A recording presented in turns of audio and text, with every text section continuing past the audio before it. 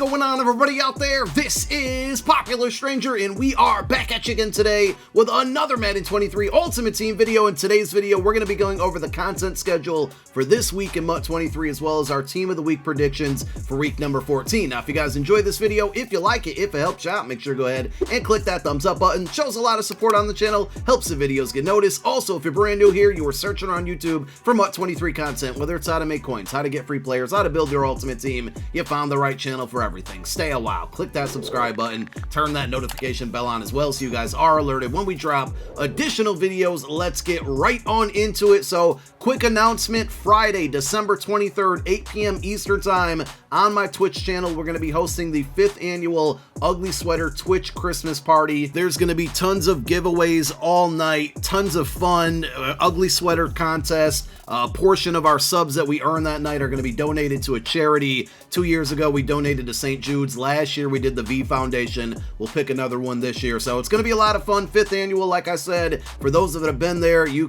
already know it's a ton of fun. We'll have people over, some friends and whatnot. So hope to see you guys there. Twitch.tv/IamPopularStranger. Now, as far as the content schedule goes, here it is. No surprises. Actually, wish we would see more on here. So, AKA promo is over. No Monday content.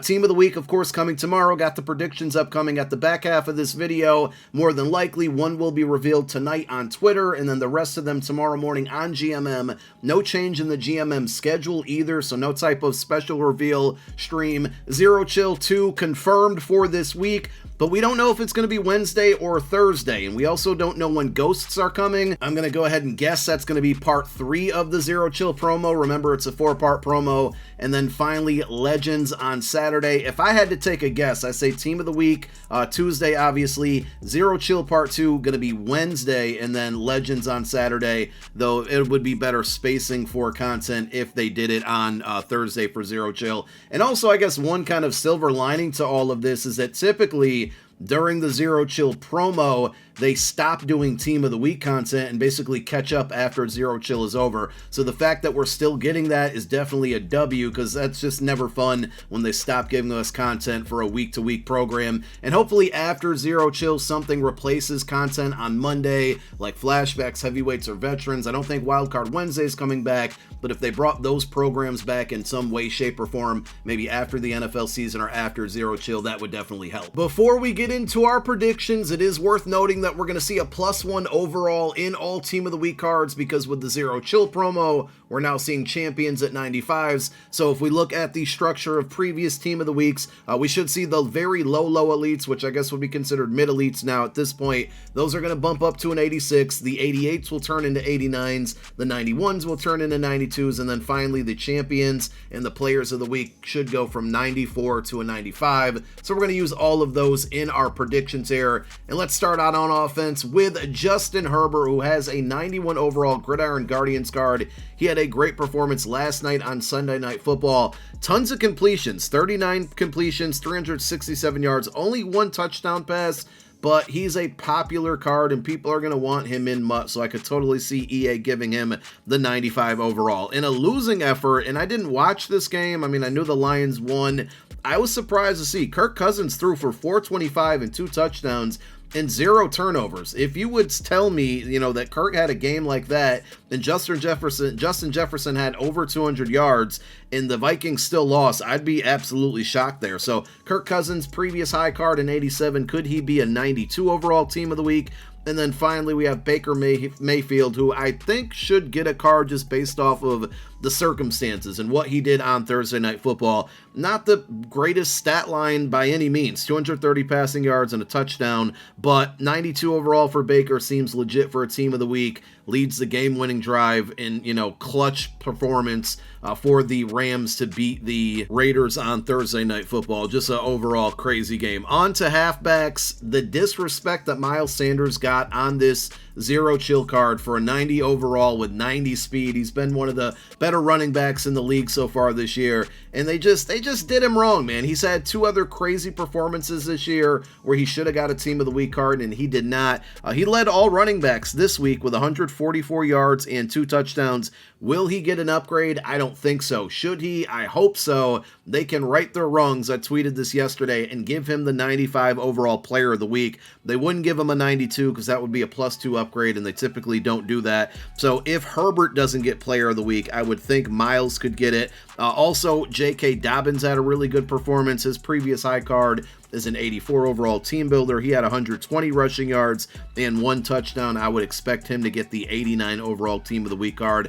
Evan Ingram, another Gridiron Guardians. There's one more that's coming that could get an upgrade this week, but he has an 88 overall card. He had 162 receiving yards and 2 touchdowns. If they give Herbert the 95, I would expect Ingram to get the 92. If Herbert doesn't get a card, then Ingram could potentially be the 95, or maybe he's the 92 and they actually do give Miles Sanders a 95.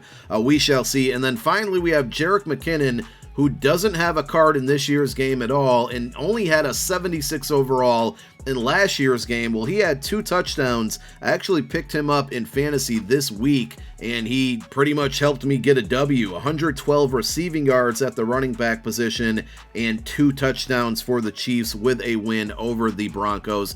On to defense. Brandon Graham, I think, should be the 95 overall player of the week, and this is another reason why they probably won't give Miles a card, because Brandon Graham, obviously from the same team, should get one. He had 3 sacks and 1 forced fumble.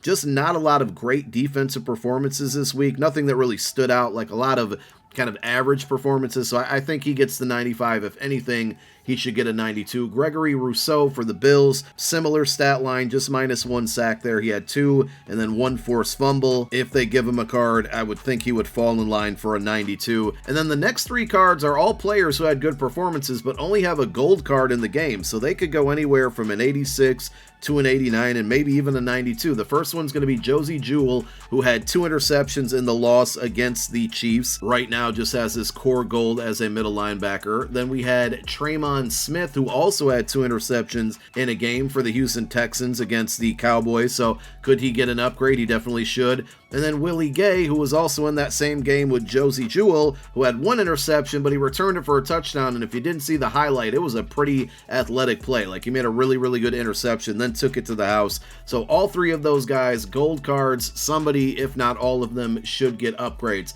Now let's move on to the LTDs. Remember, LTDs are going to be players who are actively in the NFL who had a good Week 14 performance in a previous year. We'll start with Delvin Cook. We mentioned earlier, not a ton of great running back performances. Yet another reason why I think Miles Sanders probably won't get a card. Delvin Cook, 205 rushing yards and 2 touchdowns in a game in 2021. Then we have Jonathan Taylor, who, if you go back and watch, has probably been like 5 weeks in a row now on my LTD predictions, and they're all from like either the 2021 or 2020 season. He hasn't really done much this year to deserve a card, but in 2020, Week 14, he had 150 rushing yards and 2 touchdowns.